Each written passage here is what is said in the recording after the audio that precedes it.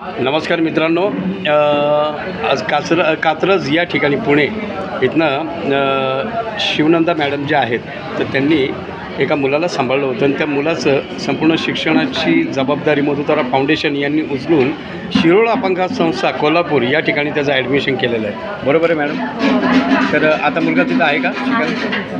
काय नाव आहे मुलाचं? सुमित बिराजदार. आणि कितवीला त्याचं ॲडमिशन झालं आहे?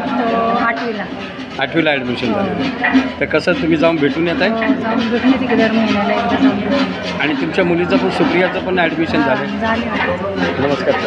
नमस्कार, माझं पण ॲडमिशन झालं आहे. मी पण तिथे कोल्हापूरला जाते. मधुतारा फाउंडेशनने सांगितले आणि ओके आहे, छान. तर कसं वाटतं मधुतारा फाउंडेशन? खूप चांगले आहे. तर मधुतारा फाउंडेशनच्या सहकार्याने झालं. हो. तर मित्रांनो, असं मधुतारा फाउंडेशन प्रत्येकासाठी, प्रत्येकजण मधुतारासाठी